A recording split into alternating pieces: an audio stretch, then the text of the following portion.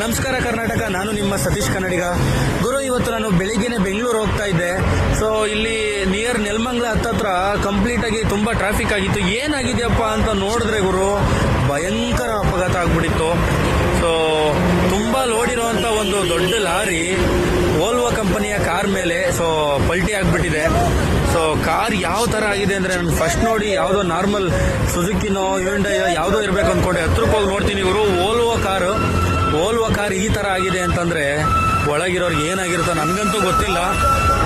ನಾನು ಕೇಳ್ಕೊಳ್ಳೋದಿಷ್ಟೇ, ನಿಮ್ಗೇನಾದ್ರೂ ಗೊತ್ತಿದ್ರೆ ಕಮೆಂಟ್ ಮಾಡಿ. ನನ್ನ ಪ್ರಕಾರ ಡ್ರೈವರ್ ಒಬ್ರು ಇರ್ಬೋದು ಅಂತ ಅನ್ಕೊಂಡಿದೀನಿ. ಇಲ್ಲ ಅಂತಂದ್ರೆ ಒಳಗಿರೋರ್ಗೆ ಏನು ಆಗಿರ್ಬಾರ್ದು ಅಂತ ನಾನು ದೇವ್ರ ಹತ್ರ ಕೇಳ್ಕೊಂತೀನಿ. ನಿಮ್ಗೇನಾದ್ರು ದಯವಿಟ್ಟು ಲಾರಿ ಡ್ರೈವರ್ಗಳು ಮತ್ತೆ ಯಾರೇ ಆಗಲಿ, ನೀವು ಗಾಡಿಲಿ ರೋಡಲ್ಲಿ ಹೋಗ್ಬೇಕಾದ್ರೆ ದಯವಿಟ್ಟು ಹುಷಾರಾಗಿ ಓಡಾಡಿ ಅಂತ ಹೇಳೋದಕ್ಕೆ ಇಷ್ಟಪಡ್ತೀನಿ. ಸೊ ಟ್ರಾವೆಲಿಂಗ್ ಮಾಡಬೇಕಾದ್ರೆ ಸೇಫ್ ಆಗಿ ರೈಡ್ ಮಾಡಿ. ಭಯಂಕರ ಆಕ್ಸಿಡೆಂಟು ನಮ್ಮ ದಾವಸಪೇಟೆ ಹತ್ತತ್ರ.